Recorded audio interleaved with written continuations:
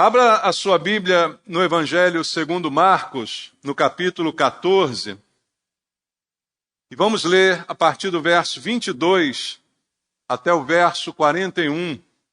Marcos 14, do verso 22 ao verso 41. A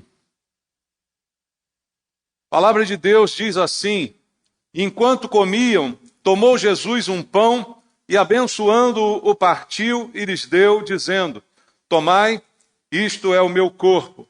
A seguir tomou Jesus um cálice e, tendo dado graças, o deu aos seus discípulos, e todos beberam dele. Então lhes disse: isto é o meu sangue, o sangue da nova aliança, derramado em favor de muitos. Em verdade vos digo que jamais beberei do fruto da videira, até aquele dia em que o hei de beber novo no reino de Deus. Tendo cantado um hino, saíram para o monte das oliveiras. Então lhes disse Jesus: todos vós vos escandalizareis, porque está escrito: ferirei o pastor e as ovelhas ficarão dispersas. Mas, depois da minha ressurreição, irei adiante de vós para a Galiléia. Disse-lhe Pedro: ainda que todos se escandalizem, eu jamais. Respondeu-lhe Jesus: em verdade te digo que hoje, nesta noite, antes que 2 vezes cante o galo, tu me negarás 3 vezes. Mas ele insistia com mais veemência: ainda que me seja necessário morrer contigo, de nenhum modo te negarei. Assim disseram todos. Então foram a um lugar chamado Getsêmani. Ali, chegados, disse Jesus a seus discípulos: assentai-vos aqui, enquanto eu vou orar. E levando consigo a Pedro, Tiago e João, começou a sentir-se tomado de pavor e de angústia, e lhes disse: a minha alma está profundamente triste até a morte. Ficai aqui e vigiai. E adiantando-se um pouco, prostrou-se em terra e orava para que, se possível, lhe fosse poupada aquela hora. E dizia: Abba, Pai, tudo te é possível, passa de mim este cálice, contudo, não seja o que eu quero, e sim o que tu queres. Voltando, achou-os dormindo, e disse a Pedro: Simão, tu dormes? Não pudeste vigiar nem uma hora? Vigiai e orai, para que não entreis em tentação. O espírito, na verdade, está pronto, mas a carne é fraca. Retirando-se de novo, orou, repetindo as mesmas palavras. Voltando, achou-os outra vez dormindo, porque os seus olhos estavam pesados e não sabiam o que lhe responder. E veio pela 3ª vez e disse-lhes: ainda dormis e repousais? Basta, chegou a hora. O Filho do Homem está sendo entregue nas mãos dos pecadores. Amém. Pai, nós lemos a Tua palavra, que o Senhor nos deixou registrada, inspirada pelo Espírito Santo, para a nossa edificação, para o nosso ensino, para o proveito de cada um de nós. E há sempre um proveito ao lermos a Tua palavra, há um alimento especial que nos é servido, não é só de pão que vivemos, mas da palavra que procede do Senhor. Ela sustenta a nossa vida espiritual, e é disso que precisamos e te pedimos em oração esta manhã. Vem falar conosco, vem nos alimentar com essa palavra, vem encher o nosso coração com ela, alimenta-nos a fé. Eu te peço, ó Deus, entregando em tuas mãos essa ministração, a minha vida, pedindo graça e misericórdia, clamando por unção do teu Espírito, para que eu seja um instrumento em tuas mãos, com o poder do Espírito Santo, para ministrar a tua palavra, quebrando as barreiras de entendimento, para que todos nós tenhamos proveito dela. É o que eu te peço, em nome de Jesus. Amém. Graças a Deus. Podem sentar, irmãos. Amados, aqui está uma passagem muito conhecida, narrada em todos os evangelhos, narrando os últimos momentos da vida de Jesus. Os últimos momentos que ele passou com os seus discípulos. E pelo que diz o texto, é um momento crucial, porque Jesus estava para enfrentar um dos maiores desafios do seu ministério, da sua vida.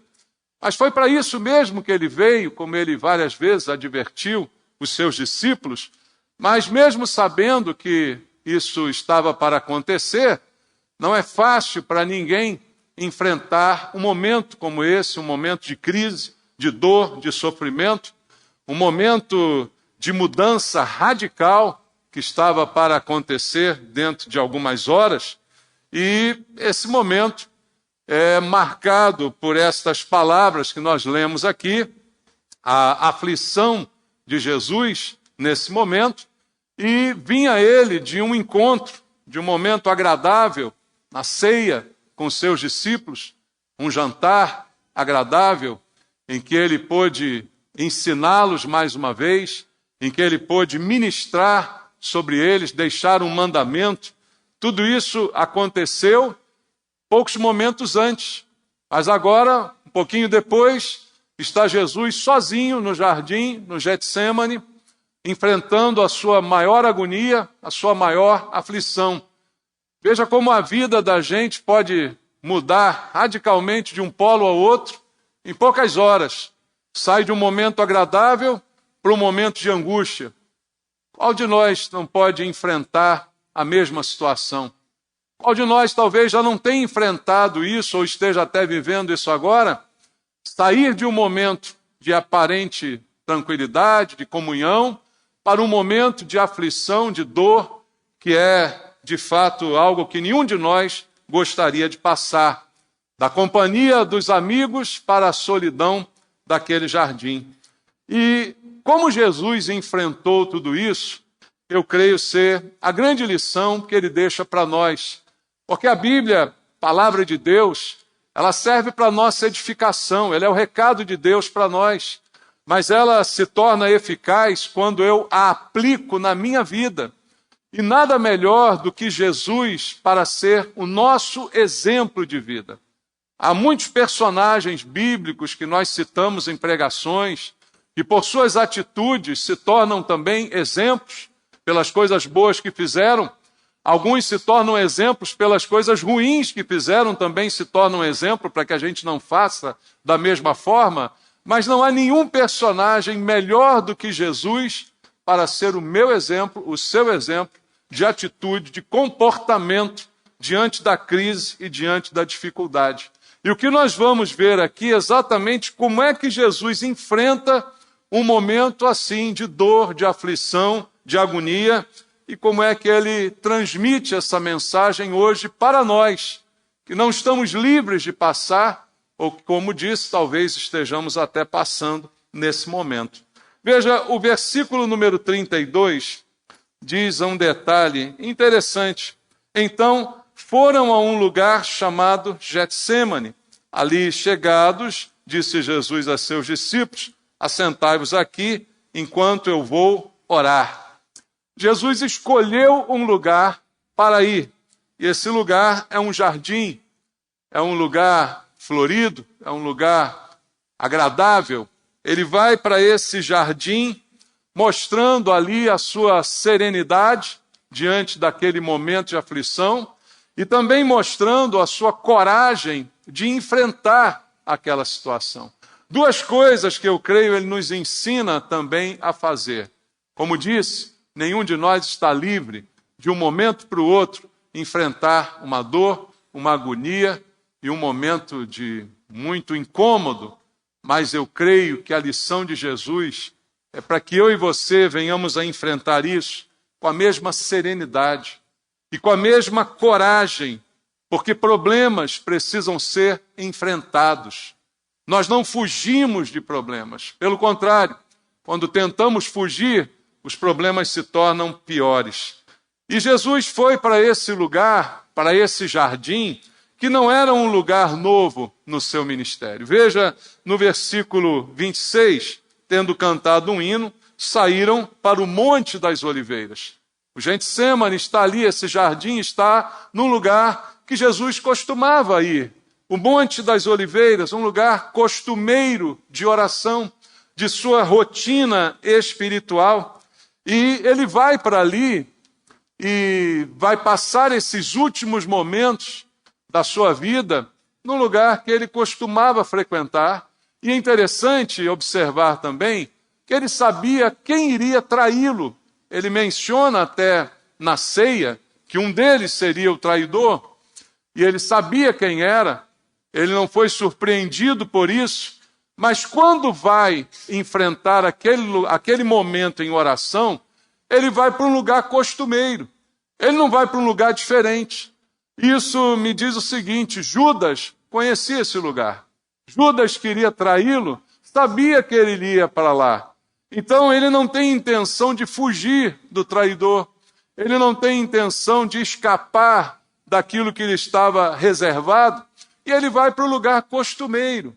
Veja, ele não muda a sua rotina, porque vai enfrentar uma luta, porque vai passar por uma agonia. Então são lições que eu creio podem nos ensinar muitas coisas. E ali Jesus vai mostrar bastante sabedoria, porque aquele lugar certamente ele guardava muitas lembranças de orações, de palavras, de convívio com os seus discípulos, coisas que podem alimentar a sua fé.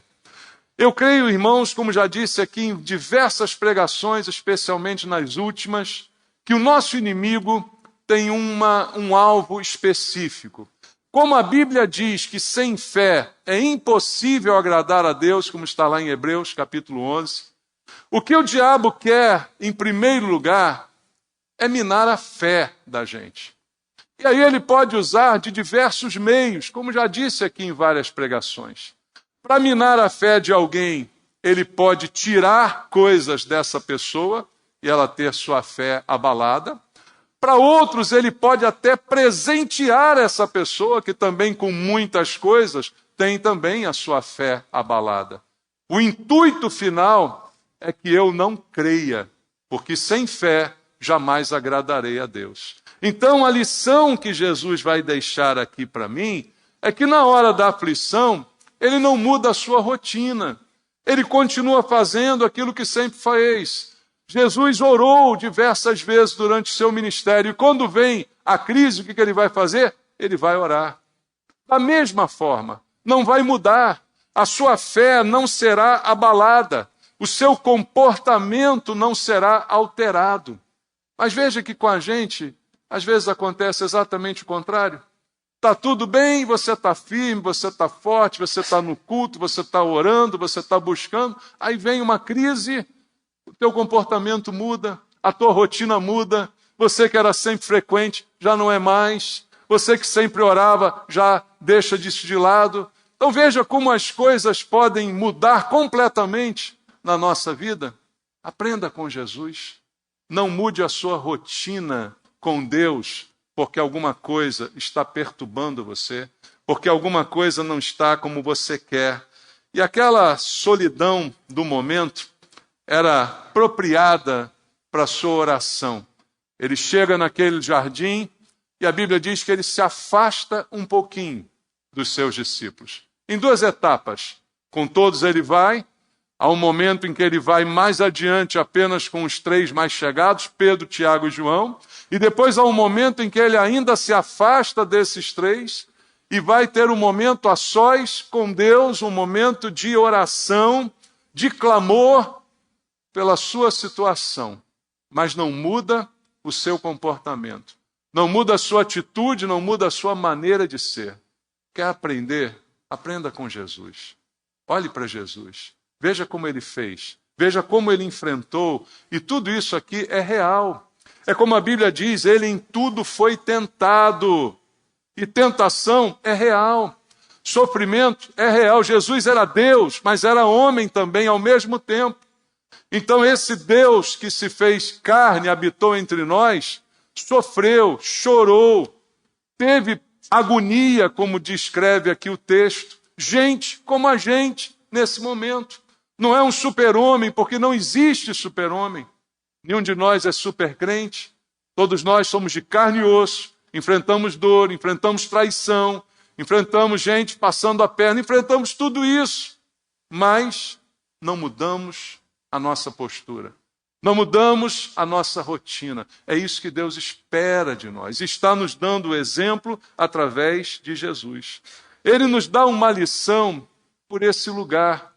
Não é um lugar qualquer, não é uma coincidência ele estar ali. É o jardim. E aí você pensa comigo o seguinte: aonde o mundo se perdeu, irmãos? O mundo se perdeu num jardim, no jardim do Éden, chamado paraíso. Foi ali que o primeiro Adão pecou, caiu, e com ele toda a humanidade condenada à morte, o salário do pecado. Foi num jardim que o homem arruinou a sua vida. E agora, num jardim, o Salvador está reconquistando para nós essa vida. Não é à toa que ele foi para aquele lugar. E Getsemane, a palavra usada aqui, segundo os especialistas no idioma, a sua tradução denota um lugar de prensa de azeite, onde o azeite é produzido da oliveira, que vem a azeitona esmagada se transforma em azeite. Um processo de esmagamento, um processo de dor, e que vai gerar dali um óleo precioso, útil. E é esse jardim, o jardim do Getsemane, aonde Jesus vai ser prensado como azeite, para gerar ali a vida para todos nós. E ele veio para que eu e você tenhamos vida, disse ele, mas isto é conquistado através da vida dele, entregue por nós. E ali Jesus teve a sua alma esmagada. Sua alma esmagada como a azeitona para gerar o azeite. É um momento de maior dor e de maior sofrimento que a Bíblia narra a respeito de Jesus. A Bíblia diz em outro episódio, quando ele vai se encontrar com Marta e Maria, porque Lázaro estava morto, que ao chegar diante das irmãs, mesmo sabendo o que iria fazer, Jesus chorou. Jesus sofre, Jesus chora, como eu, como você. A gente enfrenta as mesmas situações e pode ter reações parecidas. Mas foi nesse jardim que Jesus vai passar pela maior prensa da sua vida, o esmagamento da sua alma. E o que ele vai fazer naquele lugar? Orar. O que ele vai fazer diante dessa luta toda, diante dessa dor toda, dessa traição? Jesus vai orar. E o que ele faz naquele jardim? Sabe o que ele faz? Veja comigo o verso 34. Ele disse: a minha alma está profundamente triste até a morte. E aí fala com seus discípulos: ficai aqui e vigiai. O que Jesus está fazendo aqui, além de cuidar dele próprio, da sua alma em oração? Ele está também cuidando dos seus discípulos. Ele não está egoisticamente pensando apenas no seu problema. Ele chama os discípulos para perto de si e aí deixa com eles uma instrução: fiquem aqui e vigiem. Fiquem atentos, fiquem alertas, para que vocês não sejam surpreendidos, para que a surpresa não apanhe vocês. No verso 33, o anterior diz: levando consigo a Pedro, Tiago e João, começou a sentir-se tomado de pavor e angústia. Olha o que esses dois versos falam: pavor, angústia, tristeza até a morte. Mas o que ele faz? Ele busca a companhia dos amigos. Pedro, Tiago e João, os mais próximos, os mais íntimos, estão ali ao seu lado. E ele está cuidando deles, está dizendo: vigiem, tenham cuidado. Não está pensando apenas nele, está pensando também nos amigos, mas se cerca dos amigos. Irmão, sabe o que isso mostra também? Que a gente precisa ter amigos. Você crê nisso? Amigos. Estou falando de colegas, não. Colegas a gente tem um monte, né? Tem colega de trabalho, você tem colega de faculdade, vizinho, você tem colega de escola, você tem colega até na igreja. Embora aqui você devesse ter irmãos. Nós não somos colegas, nós somos irmãos. E a Bíblia mesma diz que há amigos mais chegados do que um irmão. Então nós deveríamos ter amigos. Porque no momento da dor, no momento do sofrimento, quem pode estar verdadeiramente ao nosso lado São os amigos. Que, na verdade, muitos até dizem no mundo que é na hora da luta que se revelam os amigos. Porque na festa está todo mundo contigo. Mas na tua angústia, na tua dor, no teu sofrimento, no teu choro, é que você vai ver quem é o teu amigo que está do teu lado. Sem questionar, sem dar palpite, sem ser como aqueles amigos de Jó. Você lembra dos amigos de Jó? Que estavam ali para tentar justificar a sua dor e o seu sofrimento, colocando a culpa no próprio Jó. De amigos de Jó, esse mundo está cheio. Mas a gente precisa ter amigos, e Jesus deixa essa lição. Quando ele vai compartilhar, mostrar sua angústia, sua dor, seu medo, ele vai estar na companhia dos seus amigos. Mas o fato deles serem seus amigos, e isso é mostrado em toda a Bíblia, ele mesmo disse aos discípulos: vós sois meus amigos se fazeis o que vos mando. Havia nele uma autoridade sobre a vida daqueles amigos. É diferente do nosso nível de amizade. Mas mesmo sendo amigos, ele os repreende. Porque o amigo verdadeiro pode repreender o outro amigo. No versículo número 37 diz: achando-os dormindo, e disse a Pedro: Simão, tu dormes, não pudeste vigiar nem uma hora. O que é isso, irmãos? É uma repreensão, sim. É uma chamada de atenção. Pedro, cadê você que ainda há pouco diz: não, eu estou pronto para ir contigo até para a morte, agora está dormindo. Consegue ficar uma hora em vigília? Então ele repreende os seus amigos. Porque amigos são assim. Se repreendem, se ajudam, mas continuam amigos, né?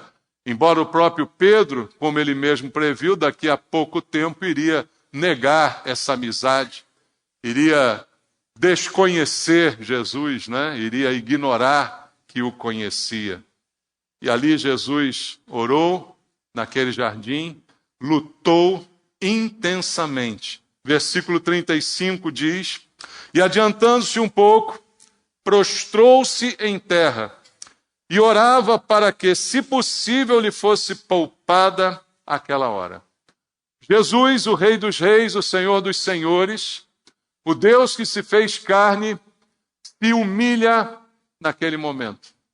A palavra diz que ele se prostrou em oração, e a figura que vem à mente é de um homem reclinado sobre si mesmo, com o rosto em terra, fazendo a sua oração agoniada em posição de extrema humildade.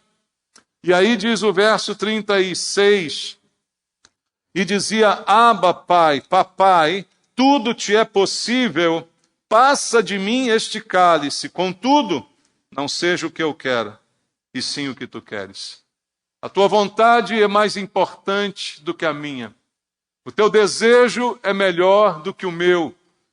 O teu plano é maior do que o meu. Em humildade ele ora, e em comovente petição ele clama, mas reconhece isso. E no verso 39, retirando-se de novo, orou repetindo as mesmas palavras. As mesmas orações ele fez por aquelas vezes. Com tamanha agonia, e aqui eu deixo para você um detalhe que Marcos não revela, mas Lucas complementa. Voltando agora ao Evangelho de Lucas, capítulo 22, verso 44.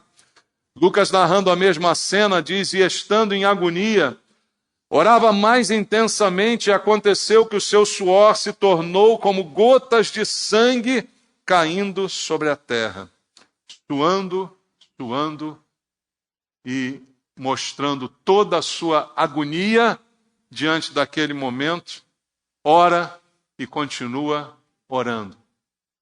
E é interessante que a oração de Jesus, mais uma vez, é exemplo para quem? Para mim e para você. Não dá ordens em Deus, não repreende o diabo, né? Não decreta: eu determino que não vou para essa cruz, o diabo será envergonhado. O diabo não é envergonhado quando Jesus evita a cruz, mas sim quando Jesus vai para ela. O diabo não é envergonhado quando Jesus não morre, mas sim quando ele morre e depois ressuscita. É ali que ele é envergonhado. Então a sua oração é exemplo para mim. Não é para dizer a Deus o que fazer, ele diz, se possível, a minha vontade é essa, mas não faz a minha não, faz a tua. Faz a tua e eu me submeto completamente a ela. Mas num processo de dor, de agonia, não é de facilidade, não é de sorrisos, é de dor, é de sofrimento, é do suor que cai sobre a terra como gotas de sangue. É dessa forma que Jesus está, e a Bíblia narra todo esse estado para deixar para nós essa lição. E outra coisa que ele deixa como lição, verso número 38. Vigiai e orai para que não entreis em tentação. O espírito, na verdade, está pronto, mas a carne é fraca. Veja, Jesus diz isso. Ele diz esta frase aqui quando volta ao lugar e encontra seus discípulos dormindo. O que isso quer dizer? Ele vai repreender, como a gente viu no verso 37, mas ao mesmo tempo vai perdoar. Irmãos, perdoar é libertador. Jesus está ensinando para mim e para você que perdoar é a melhor coisa que você tem que fazer, mesmo na dor e no sofrimento. Tem gente que por causa da dor e do sofrimento acaba se transformando numa pessoa dura, cruel, que culpa todo mundo e não perdoa ninguém. Coloca a culpa em todo mundo pelos problemas que enfrenta e jamais consegue perdoar aquelas pessoas. Mas Jesus vai ensinar de novo para mim e para você que ele está no momento de maior aflição da sua vida, no momento mais sério, e ele pede aos discípulos para orar, volta, os encontra dormindo, mas ao mesmo tempo não vai deixar que aquilo contamine o seu relacionamento com ele. Então ele consegue desculpar aqueles amigos que falharam com ele. Eu não devo ter amargura de espírito, mesmo quando eu posso ficar amargamente decepcionado com alguém. Eu creio que foi uma decepção. Pensa agora, se coloca no lugar de Jesus. Os seus 3 mais chegados, Pedro, Tiago e João, seus amigos. Você compartilha com eles aquele momento de dor, de sofrimento, e diz, olha, eu vou orar. Orem junto comigo, vigiem junto comigo. Deixa comigo, Jesus, vamos orar. Parece crente falando, né? Já viu como é que a gente promete orar a beça? Vamos orar, é o que mais se vê. Na igreja, nos grupos de WhatsApp. Vamos orar, vamos orar, vamos orar. Quantos oram? Eu só queria saber isso. Quantos dizem, vamos orar? E dormem. Pedro, Tiago e João disseram, deixa com a gente, Jesus. Vamos orar. Bastou Jesus virar as costas quando voltou, tá os caras lá, roncando. Imagina a decepção. Se coloca no lugar de Jesus. Imagina a decepção, mas a decepção não toma conta do seu coração. E ele simplesmente diz para eles, vigiem e orem, porque vocês não entrem, para que vocês não entrem em tentação. E diz, olha, o espírito está pronto, mas a carne é fraca. Vocês deram vazão a essa fraqueza, não conseguiram resistir e dormiram. Mas eu não estou aqui para condenar vocês. Eu estou aqui para salvar vocês, graças a Deus. Graças a Deus. Quantos motivos Jesus tem para nos condenar? Quantos motivos nós damos para nos tornar pessoas condenáveis? Mas o Senhor veio para perdoar até quando a gente falha num momento tão grave. Não é uma falha qualquer, é uma falha num momento crítico. E foi nesse momento que todos eles dormiram e por 3 vezes a Bíblia narra que isso aconteceu. Então é algo realmente decepcionante. Mas Jesus venceu. Nesse jardim da aflição, nesse jardim da angústia, ele venceu e transformou esse lugar no jardim da vitória. Porque no verso 35, como lemos, adiantando-se um pouco, prostrou-se em terra e orava para que, se possível, lhe fosse poupada aquela hora. Ele lutava em oração, mas ele dizia, se possível, se houver essa possibilidade. Mas a vitória vem quando ele diz no verso 36, papai, tudo te é possível, tudo. Se possível, é possível. Tudo é possível ao Senhor. Contudo, não seja o que eu quero, e sim o que tu queres. Esse é o momento da vitória de Jesus. Submeter-se à vontade de Deus. Foi nesse momento que ele venceu. E aí ele se torna para mim e para você o maior exemplo de paciência, não é? O maior exemplo de resistência e de submissão à vontade de Deus. Porque ele pede, ele ora, mas ele se submete, reconhece que a vontade de Deus é soberana. Mesmo ele sabendo, veja outra coisa importante, Mateus 26, versículo 53. Acaso pensas que não posso rogar a meu Pai, e ele me mandaria neste momento mais de 12 legiões de anjos? Veja, Jesus preso está aqui dizendo isso. Eu tenho poder até para reverter esta situação. Eu teria poder para não ser preso. Eu teria poder para orar e Deus mandar as legiões de anjos necessárias para me conduzirem em segurança. Mas eu abro mão desse poder para me submeter à vontade do Pai. Esse é o exemplo que ele deixou para nós. E assim Jesus venceu. Irmãos, a lição, a vitória está na submissão. A vitória não está em acontecer o que eu quero, mas está em acontecer aquilo que Deus quer. A Bíblia diz que a vontade de Deus é boa, perfeita e agradável. E a minha vontade, normalmente, ela é imperfeita. Normalmente ela é má e normalmente ela é desagradável. É tudo o contrário. Enquanto a vontade de Deus é tudo isso, a minha normalmente é tudo ao contrário. Que Deus não faça a nossa vontade. Seja feita a vontade de Deus, como Jesus nos ensinou a orar, assim na terra como no céu. Nós, quando entendermos isso, seremos sempre vitoriosos. Porque a vontade de Deus é o que há de melhor. Embora em alguns momentos ela seja frontalmente, radicalmente contrária à minha. Eu tenho certeza de que seria melhor assim, mas Deus diz não. Eu quero do outro modo. E essa é a minha vitória. É dizer sim quando Deus diz não. É me submeter àquilo que Ele quer. E isso é a garantia de que tudo vai dar certo. Isso é a garantia de que aquele que tudo vê sabe que no final das coisas, no final dos tempos, tudo será como Ele programou e desejou. E foi assim que aconteceu com Jesus. Passou por esse momento de agonia, mas para nossa bênção, ele foi vitorioso. E sabe como é que ele enfrentou, agora com uma última lição que eu deixo para você, os seus inimigos? Porque pouco depois dessas orações, pouco depois dessa noite de agonia, chegaram os inimigos trazidos por Judas para cercá-lo, prendê-lo e levá-lo. Chegaram os inimigos pouco depois.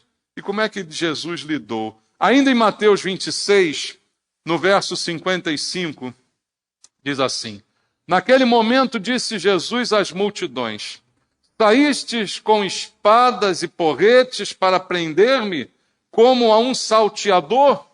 Todos os dias no templo eu me assentava convosco, ensinando, e não me prendeste. Ele conversa com aqueles que foram prendê-lo com coragem, com confronto, falando a verdade. A nossa arma é a verdade. É sempre a verdade. Não é uma discussão, é apenas a afirmação da verdade. E ele confronta aqueles inimigos dizendo: ora, vocês agora vêm todos armados? Eu estive tanto no meio de vocês e vocês não me prenderam.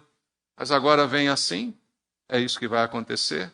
Veja outra narrativa da Bíblia sobre esse momento. Está no Evangelho segundo João, no capítulo 18. João aqui traz uma particularidade interessante. João capítulo 18, verso 6. Quando, pois, Jesus lhes disse, sou eu, recuaram e caíram por terra.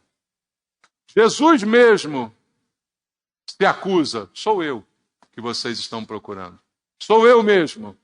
E nesse momento, a Bíblia diz que eles são impactados por um poder sobrenatural, recuam e caem por terra. Os soldados que iriam prendê-lo passaram por isso.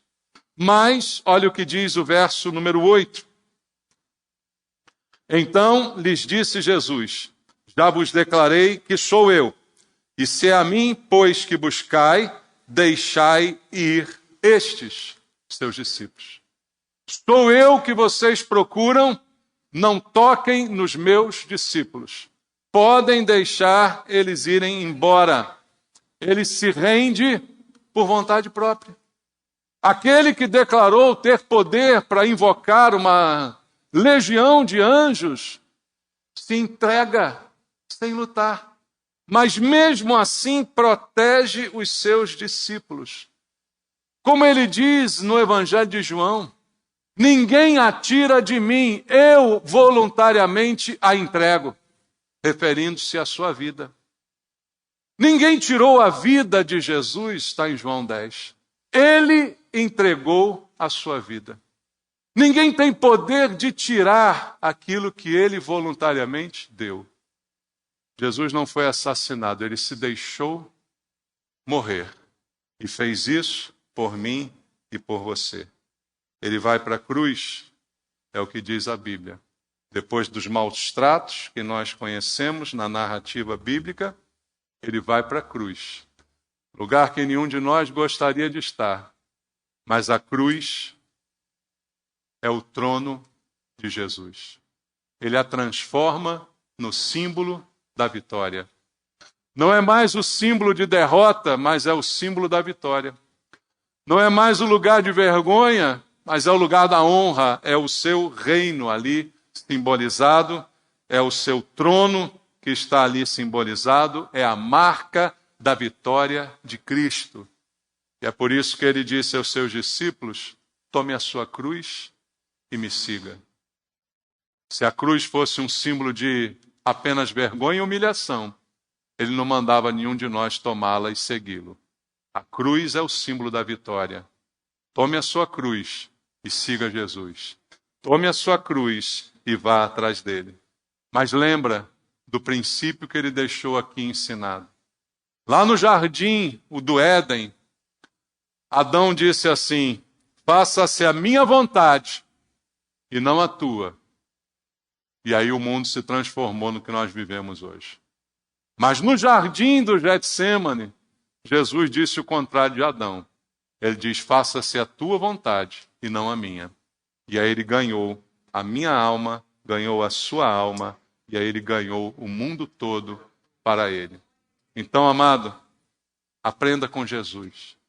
Viva como ele ensinou. Faça do jeito que ele mandou.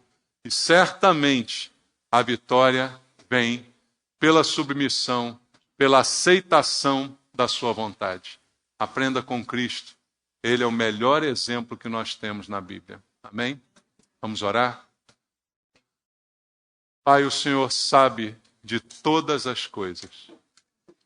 O Senhor conhece todas as coisas, incluindo a minha vida, a vida de cada um dos meus irmãos, a nossa dor, o nosso sofrimento, a luta de cada um, a angústia que alguns podem estar passando, o medo, o sofrimento, que faz parte desta vida, como o Senhor nos advertiu, mas o Senhor nos convida, tome a tua cruz e me siga.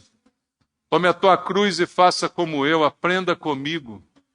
Não deixe que a tristeza mude o teu comportamento. Não deixe que a traição te transforme numa pessoa amarga. Cuide dos seus amigos e seja cuidado por eles. O Senhor me ensina e ensina você a orar, a se humilhar diante de Deus e se submeter à vontade do Senhor. Porque aí está a vitória, na vontade de Deus. Ela é sempre boa, sempre perfeita e sempre agradável.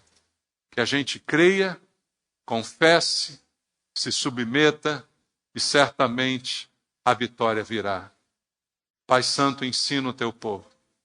Ensina a cada um dos meus irmãos aquilo que nós precisamos viver na hora da crise, na hora da angústia, na hora do medo e na hora da aflição.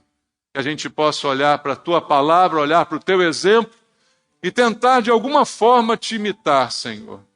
Que o Senhor nos ajude, eu te peço, orando por mim e por meus irmãos, em nome de Jesus.